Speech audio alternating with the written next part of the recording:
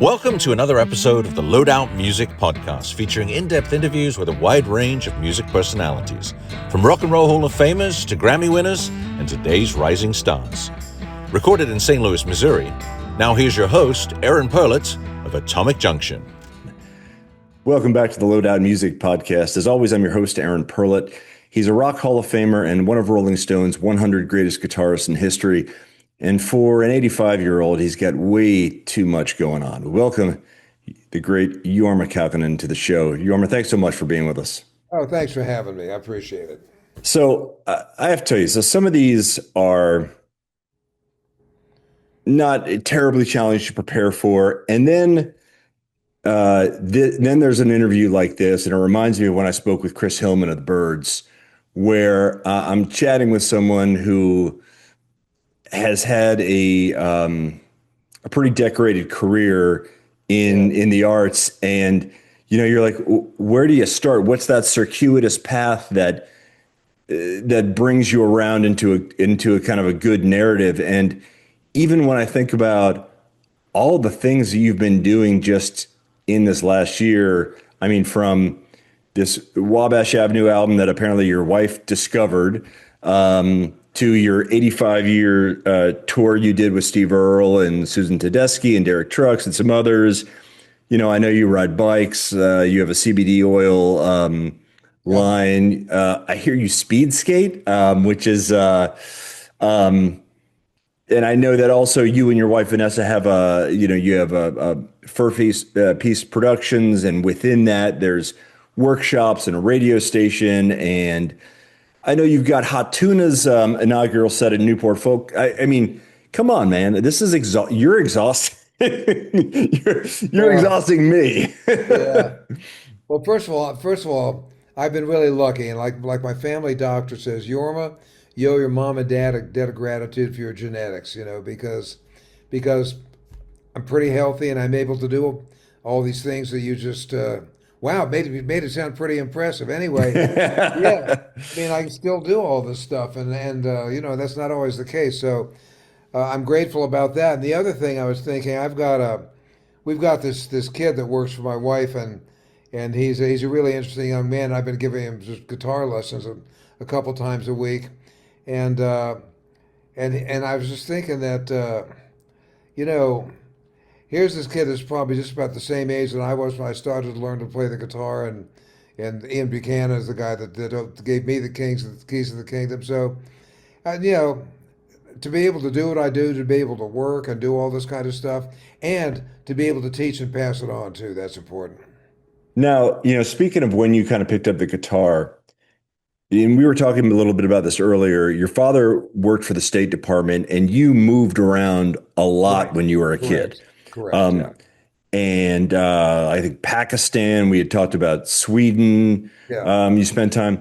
But your father was not a huge fan of you getting into music, correct? Or at least even picking up the idea. In the beginning, that's a funny thing, like kids are sort of like middle class families where both parents work for the government and stuff. I mean, if the family could afford it, you took piano lessons. So I took piano lessons, and I didn't stick with it very long. I enjoyed the music; it just wasn't my instrument. And then my dad had been playing the recorder. It's that little wooden flute thing, and he gave me one. It sat around for about 2 months, and I picked it up and I taught myself to sight read music with that. I mean, I just enjoyed music. Those were not instruments, obviously, that have affected my life. But when I discovered the guitar, that set me on fire. Now, in the very beginning, when I started, my first songs were like Johnny Cash tunes, simple Buddy Holly songs, stuff from that, early to mid '50s. And my dad was not a fan of that kind of music, so I had to put up a lot of parental ridicule while I was doing that, but I really didn't care. And what it made me do go to our tile bathroom and play in the bathroom, where it sounded better than any other room in the house anyway. I mean, I think my buddy Chris Smither, another great singer-songwriter, guitarist, I heard him say, and I love to quote it, about what we do. I fell into it when I was a kid, and I never fell out of it. Yeah, I know I loved guitar when I was a kid, but I never I had these deep insecurities about taking it up, and so I never did. And then, 30 years later, which is really only about 8 years ago, quite frankly, my kids, my wife had told my kids, you're going to play piano until you're out of the house, and didn't give them that's the one thing I'm going to make you do. Anything else is your choice.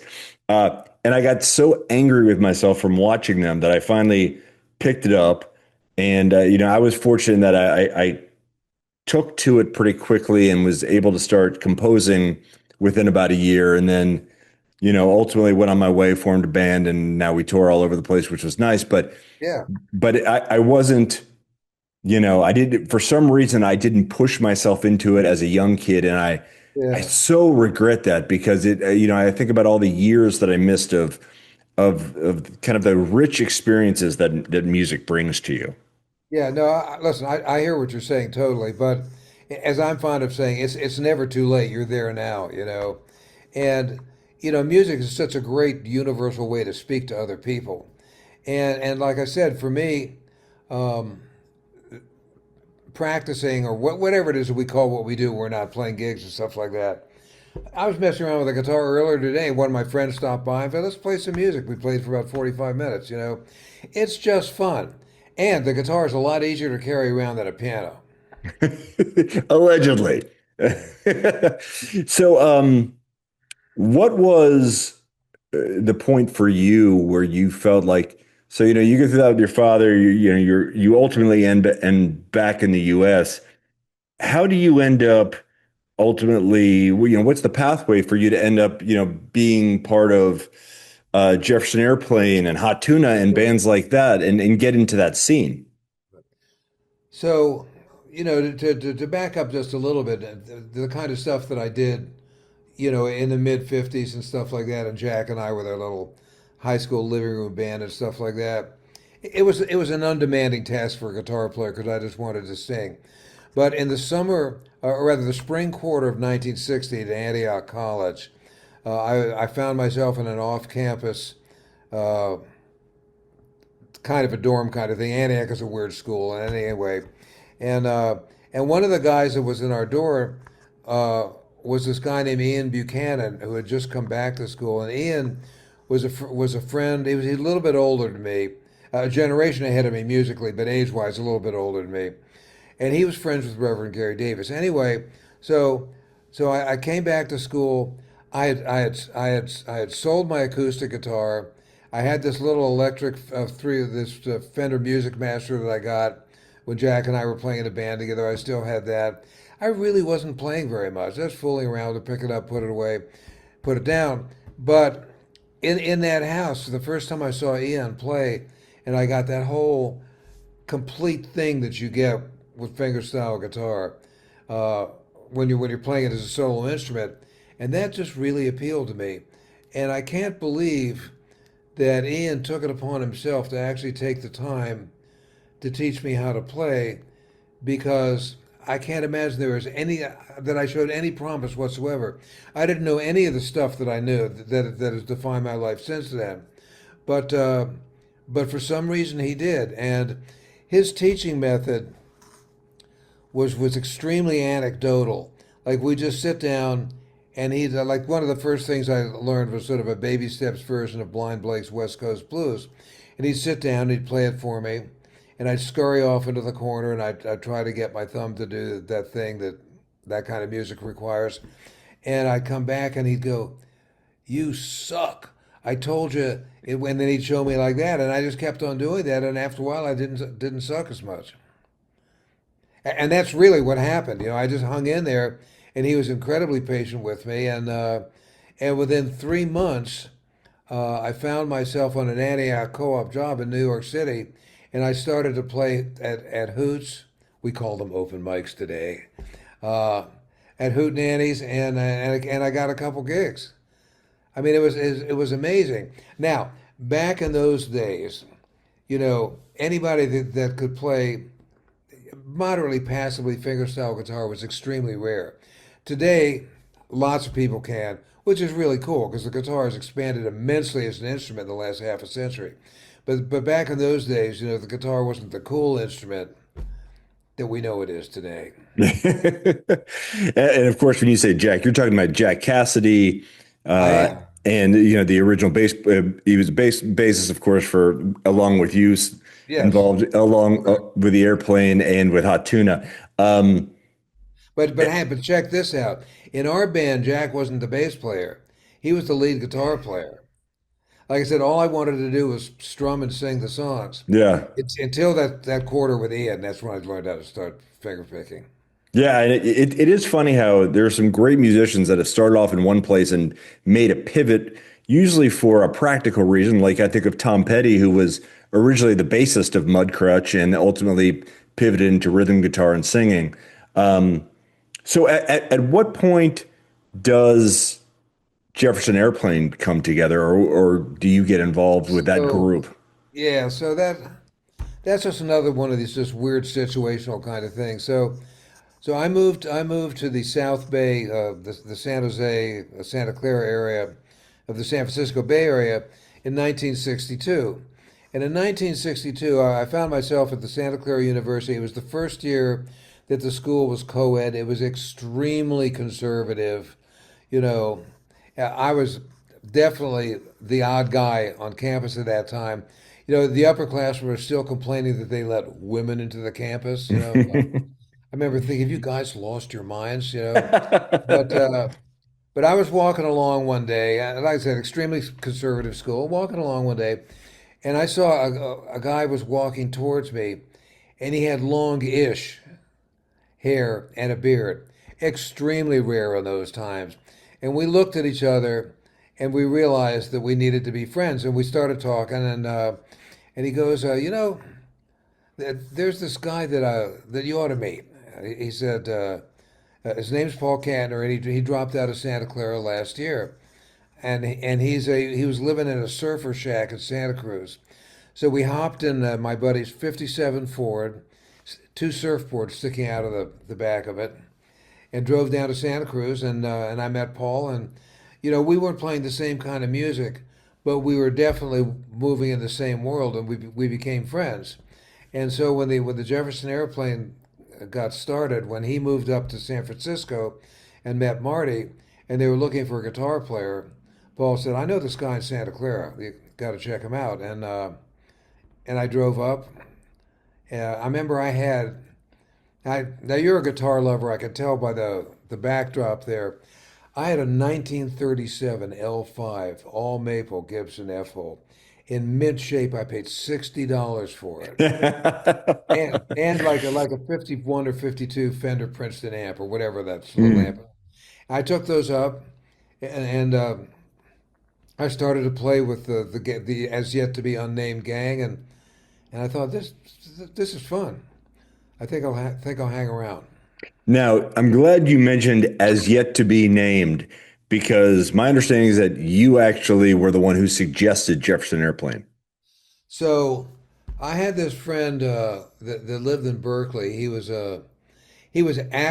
about maybe 8 or 9 years older than me, and he was actually a brakeman on the SP Railroad, which gave him huge creds when he sang railroad songs. I mean, it's like, yeah, I've sung railroad songs too, but I've never worked on the railroad. Anyway, his name was Steve Talbot. He changed his name to Richmond Talbot later on, and we were just sitting around. It was Steve, myself, and another friend of mine from San Francisco named Tom Hobson, and we were thinking about it. What kind of a badass do you have to be before somebody will call you Jorma Guitar Kaukonen or Johnny Guitar Watson, whatever like that? And we just started goofing around, and my friend Steve Mann said, "Well, I could be Little Sun Goldfarb," and Tom said, "Well, I'm going to be Blind Outrage." And Steve looked at me and said, "You can be Blind Thomas Jefferson Airplane." So when the guys, when Paul and Marty and the rest of the band that was there at that time were looking for a name, I remember Marty said, "Well, we could be the other side."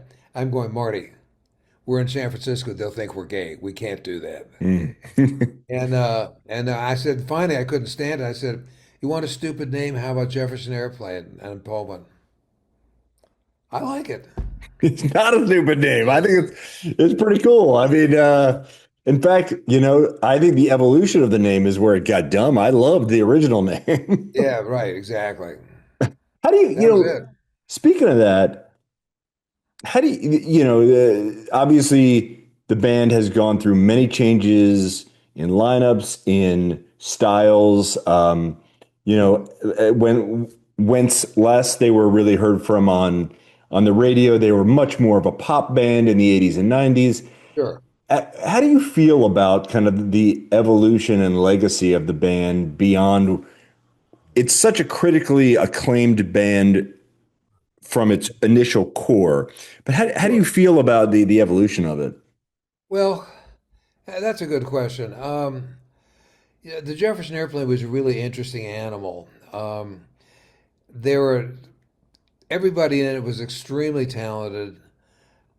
Everybody pretty much had different realms of music of their own personal things, but in some way the chemistry really worked. And I think the classic lineup of the band for me is the one with myself, Jack, Paul, Marty, Grace, Spencer Dryden when he was playing drums, and Jack. I mean, we had a lot of great drummers, but that's the classic lineup for me. Um, Gosh, being in San Francisco at that time also, I think made it possible to be a little out of the ordinary without being considered to be out of the ordinary. Hmm. Because Jefferson Airplane was never, think of a band like Paul Revere and the Raiders or any of the other rock bands at that time were much more. I'm not a rock journalist, so I don't really have the vocabulary for this. Yeah, But they were very but more like chart ready, those yeah, bands. exactly. That well said. Exactly. And the Airplane. I mean, obviously, nobody wants to be an unpopular band, but I don't think we ever thought about being a pop band. And to have a guy like Paul who always had a vision. He always had a vision of where he wanted to go.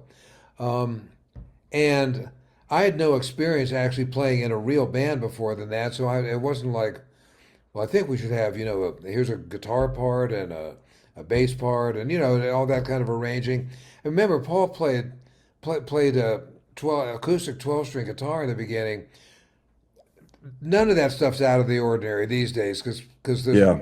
people do everything. But it was a little bit odd back in those days. A rhythm guitar player, would have played a six-string guitar, but Paul played. He played a Rickenbacker ultimately because McGuinn set him on fire. But in the beginning, he played that big Guild 12-string with a de-arming sound hole pickup. Yeah, there were a number of bands at that time that were of a similar ilk in terms of you could tell that they weren't that concerned with being on the pop charts or what have you. So whether it's, Zappa and Mother's Invention, or even a band like Canned Heat that did have a couple hits, but was much more of kind of a really unique blues band with, a frontman that had Absolutely. a different set of vocals than you would really expect to hear from a blues singer. They were so unique, but not, in the same way that Jefferson Airplane was just not trying to make hits, but trying to make really interesting art. Yeah, well said. Um, and the chemistry of the band also. I think that the vision that Paul had to have a feminine voice in the band was important. We had Signe Anderson was there for the first record, and Sig was a great singer. But as we all know, Grace had something special. I mean, I talk about somebody that has like what I call a trick voice. Tina Turner has a trick voice. Grace Slick has a trick voice. Billie Holiday. I mean, you hear that voice and you know it, in the blink of an eye. And Grace's musical experience. Grace was not a blues singer, um, and whatever mix of things that influenced her art. I mean, just played out unbelievably for us. I mean, when I talk to, some of my younger pals talk about the Airplane and stuff like that, I go, again, talented people in the band, some really great songwriters. It was a great period for writing songs also, and extremely distinct voices.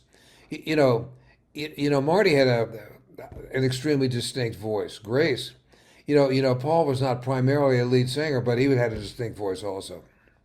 Yeah, you're right about it being a really great time for songwriting because I reflect a lot on that when I think about today.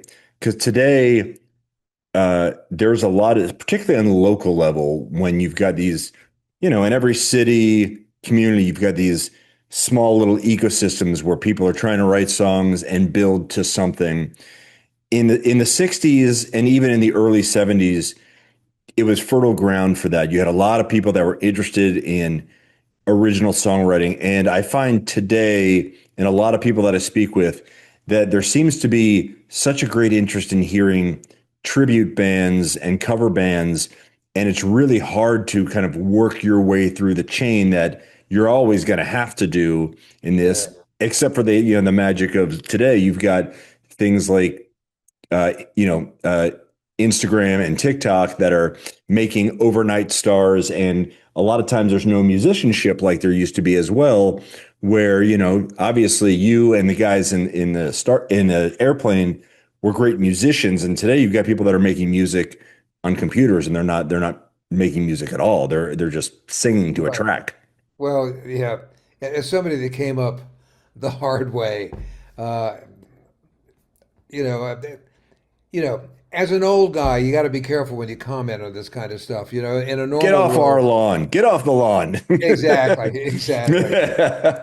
In a normal world, I'd be a great grandfather, but in this one, I've got a 19-year-old daughter that's up at the University of Vermont in Burlington, an extremely talented musician in her own right. And we talk about this stuff too. I mean, the stuff that she does and writes is so much more sophisticated than the stuff that I did when I was her age. Um, I mean, it's just such a different world. I didn't want again. I didn't want to play the old guy card too heavily with her, but I was saying, when I was her age and into my 20s with the stuff that happened in San Francisco, we all thought that we could really make a difference in society. And in that tiny little sort of microcosm that was the San Francisco Bay Area, we did for a brief period of time. Didn't play out the way I think we would have liked it in the long run. But hey, that's just life anyway. But yeah, I mean, there was just it was like a confluence of ley lines or something like that, where just all kinds of magical shit was allowed to happen.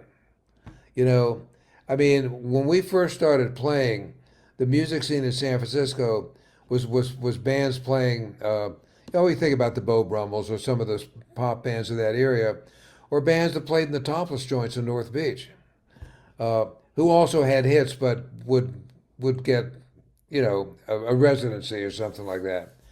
It's just a different thing. But oh, we must mention Ralph Gleason also, the music critic. Yeah, because Ralph noticed us and a lot of other bands and wrote about it in the Chronicles. Yeah, I don't think you can minimize that. Yeah. That all of a sudden in a newspaper, a daily newspaper, these bands that otherwise would have never been noticed got noticed. I think you also bring up a really interesting point, and it's something that John McEwen from the Nitty Gritty Dirt Band mentioned to me when he was on the show. And he said something fascinating. I hadn't really thought about it, but he said, in my era in the 60s, musicians were kind of oftentimes setting a political conversation. And today you rarely see that, and it's more pivoted to comedians who might do that. They're kind of the voice of politics, and musicians almost want to stay out of it because they don't want to be blacklisted because they're talking about politics. They want to appeal to anyone they can. Unless you're Bruce Springsteen. Yes, well, and you've reached that ilk, Yeah. and you just don't have to care anymore. Yeah, I mean, this is really, it would seem, this is not an era that really invites, uh, in a productive way, that kind of commentary from entertainers.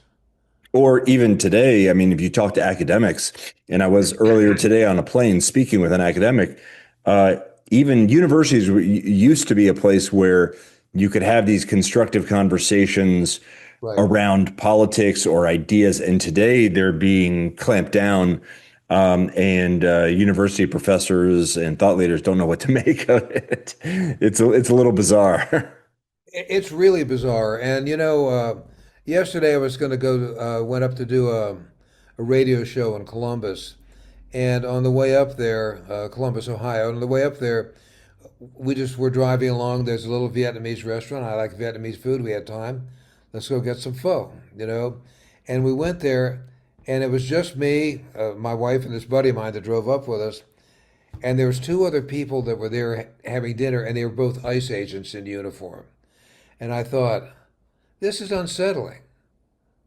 It was weird. I got to tell you, it was absolutely, I felt weird about it. I mean, I didn't leave the restaurant, but I felt weird about it.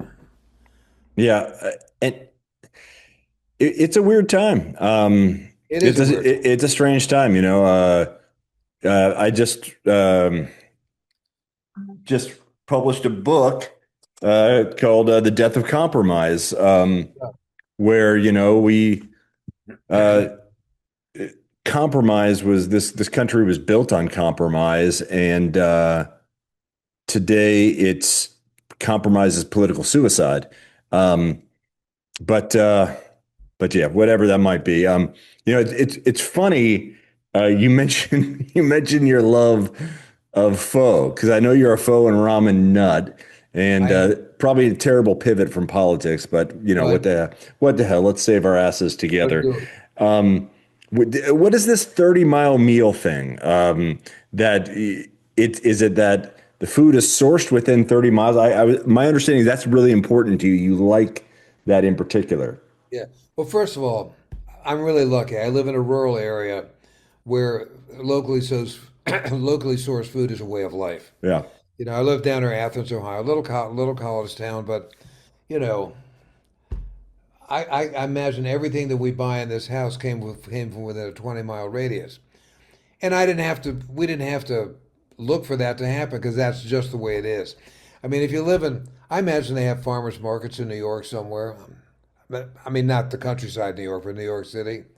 But our farmers don't have to travel as far.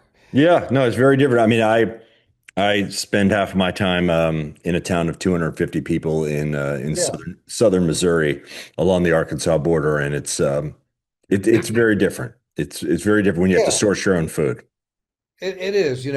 And so since you have the small town experience, we also, you just can't go anywhere without meeting somebody you know. You might not be buddies, but you know. Yeah, yeah. You mentioned Springsteen before, and I, my understanding is that he's always been one of those people that you've been interested in collaborating with. And I was going through the list of names of people, and obviously Bob Weir was there. I know you guys were longtime friends, and it's We were, really, yeah. it's such a shame that he recently passed. Totally, totally. But I saw Mary Chapin Carpenter's name in there, and I am a long time. I adore Mary Chapin Carpenter and everything she's ever done, As do and I. in the 1990s she was one of the preeminent voices of country radio, even if she's not a country musician in any way.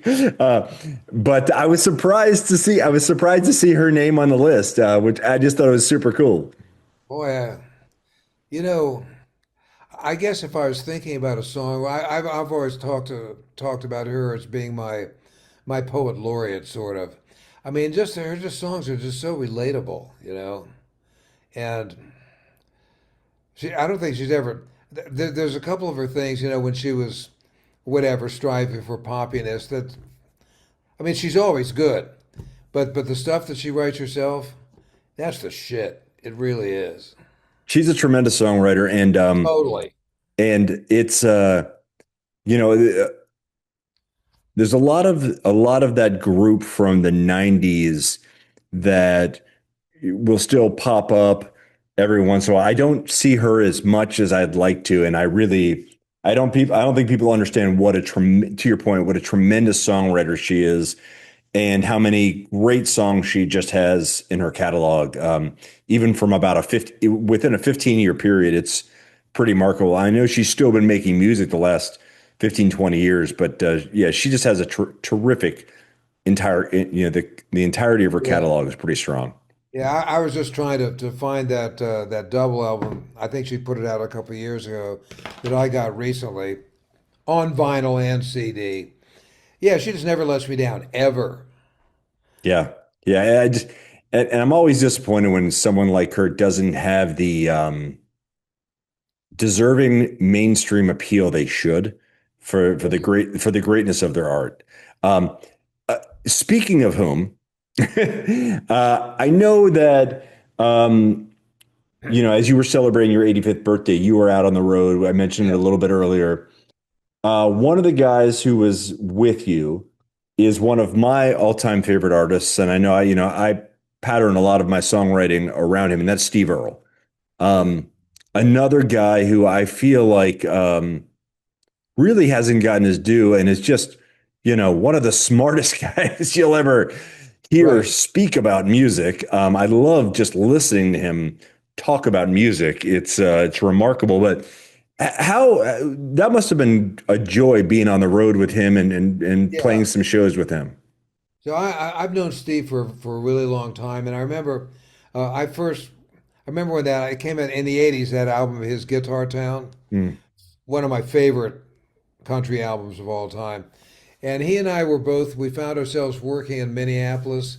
I think the venue was called First Avenue or something like that. It was one of these things that Prince had a hand in back in those days, but they did folky acts and stuff like that. And we just started shooting the shit, and his album came out. I told him about, so we became friends, and really been friends ever since. Now Steve is a really interesting cat. We always joke about Steve. If we could just get Steve Earle to come out of his shell. But but as you know, Steve has no shell and never has. He's a really smart guy. Um, he writes great songs. He picks great songs. He lives an interesting life. He's an exciting human being, and for me, a really exciting artist. He really is, and it's funny. I don't. He's another guy that, in the traditional sense, I don't think of him really as a country music singer songwriter. He's closer to Springsteen to me than he is, Bob Wills or what have you. He just Sure. he's such an interesting artist. He's got a song called Hardcore Troubadour that is, Yeah. it's one of those kind of desert island classic. If I were on a desert island, that'd be one of the 20 songs I would bring with me because it's just such a tremendous Yeah. song. And it really came after kind of his peak of popularity. So it fell through the cracks in a lot of country music fans. But he's such a great singer songwriter, and I used to listen to his radio show all the time on Sirius, and I know he also does some. Doesn't he do some writing, music writing for Broadway shows as well? Right? Yeah, I mean he's also, remember, he was in that, he did some acting parts Yeah, in that yeah, series Treme. I mean he is an artist. He's really a Renaissance artist in a lot of ways. yeah. He is. So, speaking of Renaissance, you are kind of a Renaissance man. I mean, you're your talent obviously doesn't remind me of myself, but in terms of you must, do you have an ADHD brain that's just got to be doing something new all the time? Because it seems like when I look at the number of things that you do, it's insanity to me, and I love it because I'm always doing 12 things at one time. Yeah, probably because I don't really have to think about it now. I've been working on another book, and um, it's like Chris Smithers says about songwriting. I hate writing songs. I love having written songs. I feel that way about the book. I've only done one, but we'll see how it works out. I mean, once I sit down to do something like that, things just flow very easily. Yeah, But to actually quit screwing around with the motorcycle, stringing the guitar, walking the dog, whatever, to actually sit down and open that door. I, I don't know why it's so hard for me to do. It really is. Once I do it, it's like, what took me so long? mm. Uh, I want you, if you could, you kind of, there's not a, it seems like there's not a mountain that you have yet to climb in music. I mean, you've played Monterey Pop, Woodstock, Altamont. Um, you've played with in one of the biggest bands on the planet. Um, then you had the offshoot of Jefferson Airplane with Hot Tuna, which we really haven't really talked about, and I'd like to get into that as well. But I mean, what else is there musically that you really want to sink your teeth into? I think that at my age, one of the things that's important is to not let it slip away. Um, and I'm fortunate because I still, excuse me, I still love playing the guitar as much as I ever did, and so not a day goes by that I don't pick it up to do something. But you got to stay in the game. You got to stay in the game. And in terms of mountains, by the way, I must mention that Jack and I are playing Newport this year. In July, I believe, right? Correct. And Jack introduced me to this guy named Ross Guerin. Ross is a he's a musician whose instrument happens to be a lot of different kinds of harmonicas. Really interesting cat. Plays chromatic harmonica. Now he's not just a blues harp player, and I'm not trivializing blues harp players. So we're going to be doing that with him and doing some stuff, and to be able to inject another musical influence into my life at any time, but especially at this time, is really exciting. Jack and I are very comfortable with each other. We always have a good time. We rarely play the same thing exactly twice the same way. I mean, the same song the same way. But to have a guy like Ross, who in addition to being this amazing harp player, but who's also a concert pianist and stuff, it kicks our ass. It's going to be fun doing that kind of stuff, and I'm looking forward to the textures that he'll bring to it. Like one of the things we did with him last year, he's got this bass harmonica.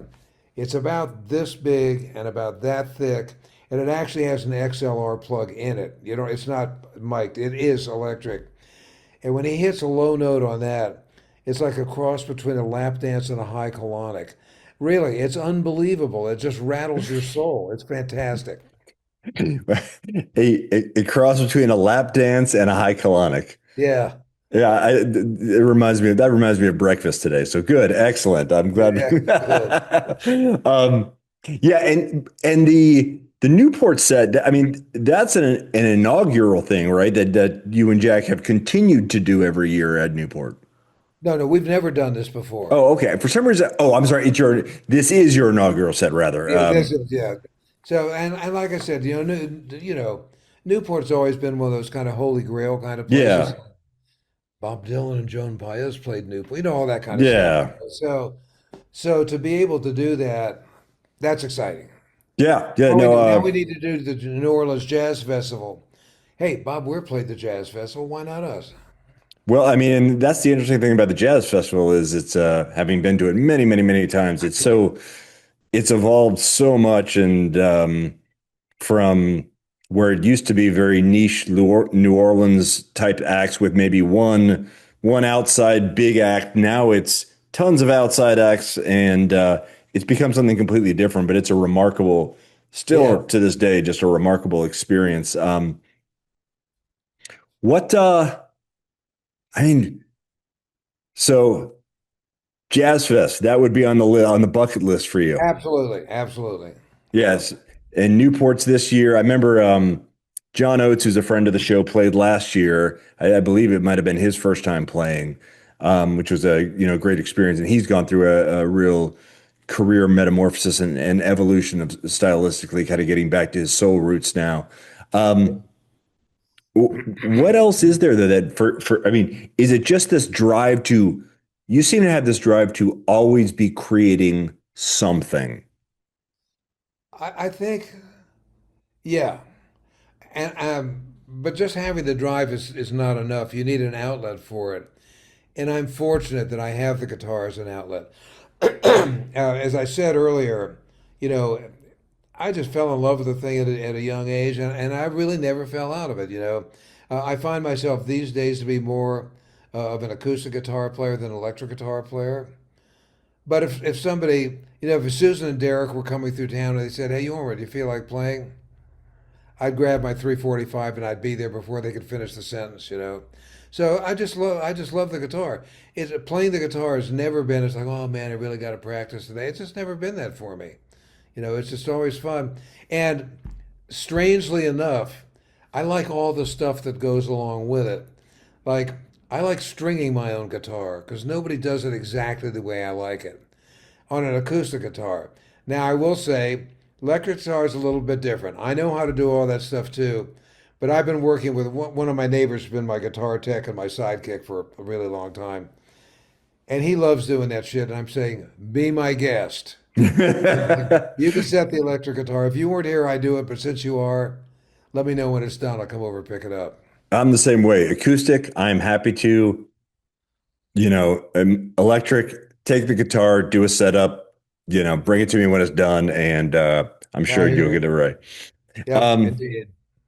so when you look back at, that time where your dad finally gave in and let you get that guitar because you could learn, you had to learn one song, and you kind of go through in your mind where you have all that you've experienced and where you are today.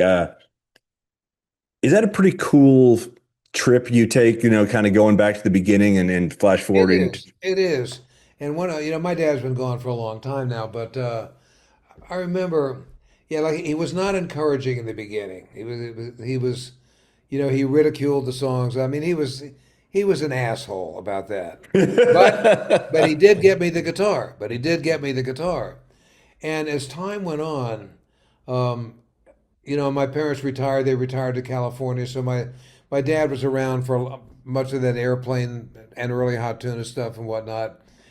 And he wound up just really loving all that stuff. I mean, I remember when he let his hair grow, I couldn't believe it.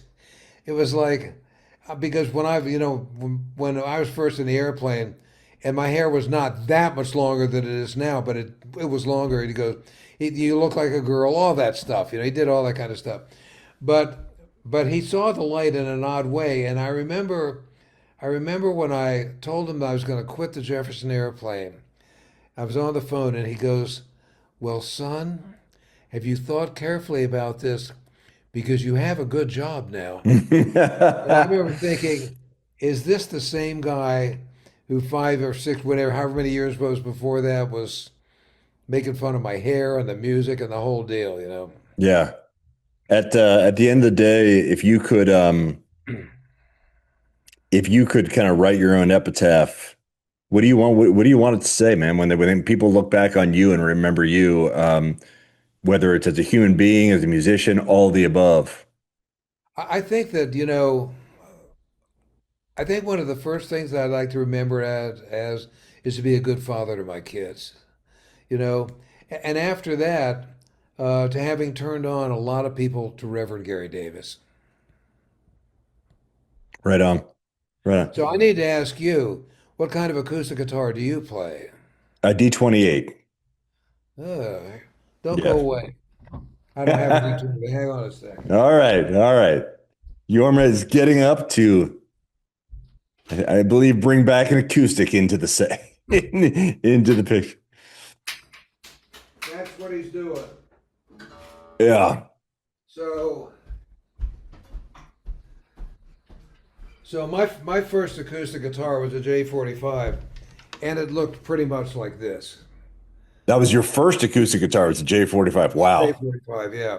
So this thing here, if you can see, they put that little F on it. Yeah. So we had when we were still doing, when I still had the actual physical four-piece ranch and we were doing lessons, this young guy came down from Canada, and he had this guitar and it looked like my J40. Let me see that thing. And I picked it up and played a couple of chords and stuff. And I'm not giving outer body experiences, but this thing felt like my old. It was like being back in time. Nothing makes you feel like being young again except being young, but it was close to that. And I flipped out, what is this thing? And he told me the story. There's this guy in Green, Iowa, of all places, named David Flemang, that builds guitars. And so um, I called another friend of mine, this blues player up in Minneapolis that I knew him, named Tom Feldman. He gave me his number, so I called him up, and David answered the phone, and I introduced myself, and I said, look, I told him the story, out of body experience, memory, the guitar, all that shit. I said, I'm not a guitar collector, but I have more than I need. And my wife is, and I've been to your website. I know what you're getting for a guitar. And so I'm not going to be okay to buy one of these guitars, but I just wanted to tell you, this is one of the finest slope shoulder style guitars I've ever played. And I played a lot of them. Yeah. And then he goes, would $600 be too much? And I said, can I get two? So I did that. After that, I bought a couple of his other guitars for what he wanted for him. Anyway, that was right before COVID. Then COVID hit, and so we were doing all these like COVID shows for the ranch and whatnot. And as a result of me playing that guitar, many people bought them. And he told me after it was over, Jorma, you kept me alive during COVID. And I told him, you kept me alive too, because that guitar has changed my playing life. I've still got my old J50, and it's a great guitar. But honestly, it's not as great as this one. I played the J45 for the first time recently, and it was like butter in my hands. It I know was what you mean. such the ease of sliding up and down the neck, and the action were just remarkable. And They're great guitars. What year is yours? the D28 is it's actually relatively new, so I want to say it's around maybe a 2019 or something like Yeah. that. It's been a terrific guitar, but I will say and maybe it was just the newness of having it in my hands, but the J45 seemed to have a greater ease of play. But I love, it's a shorter scale.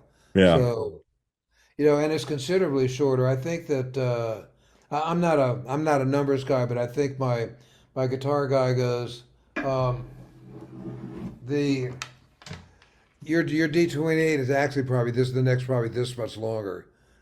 That this is a Gibson style neck, Yeah. and they're harder to play. I think they have. I've got a couple of the Yorma M30 model Martins. I have number one and number two, but and it's a great sounding guitar. Those low strings are more sonorous, if you know what I mean. Hmm. Like when you play the B notes of second fret, fifth string against the E, it just vibrates forever. But I really like, if you want that thunky thumb sounding bass, you need a Gibson style guitar, Yeah. Yeah. in my opinion. I also just recently to pivot over to the electric guitar. I played a Gold Top yesterday uh, for the very first time, and I'm a big Ray Wylie Hubbard fan, and he always sings about and speaks of that. I believe his son now has his, but man, what a wonderful electric guitar that Yeah, I is. bet. So we were working, I guess it was 17 or 18. We were on the road. Hot Tuna was on the road with Susan and Derek, and the Gibson Custom Shop gave Derek one of those Beano replica guitars, and and Derek gave it to Susan to play, and I said, let me see if I played it, and I really liked it a lot. And so I had a bunch of my friends used to work for uh, for Gibson. They're all retired now. Mike Voles was still working for Gibson, and I called him up and I told him about it. I got to have one of these things. What kind of a deal would you give me? The insider deal was like $5,000. I said done.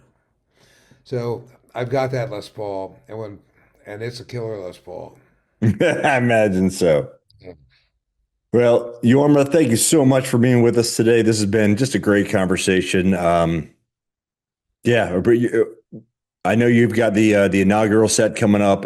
What else is going on for you the rest of the year? Well, actually, my summer is fairly open. We book things way in advance. Our busy season doesn't really start until, let me rephrase that. My spring season is really open because Jack and I are going out in August, and we'll be doing that with Ross Guerra, the harp player. So we got that coming up, and I'm going to stop by Justin Gwip. He's one of Larry Campbell's production partners, and he's played drums with us. We started messing around during COVID, making just like ambient sounds. You know, the Eventide's Clockworks makes this thing called the Black Hole. I don't really use pedals when I play, but I like messing with them. And this thing does some amazing stuff. So we've decided that we're going to get together and we're actually going to make like 40 minutes of just ambient, in some way connected, but ambient sound stuff. And we're going to put it out, see what happens. You're not going to go as hardcore as Lou Reed's machine sounds, though. No, absolutely not. Everything will be actuated by a guitar. Lou Reed, God rest his soul. What a weirdo. God rest his soul. What a guy. Yeah, really. Yeah, what a guy. What a guy.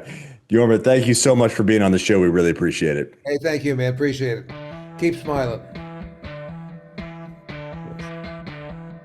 Thank you for tuning in to another episode of the Loadout Music Podcast, hosted by Atomic Junction frontman Aaron Perlett. Find all of our episodes and more at loadoutmusic.com.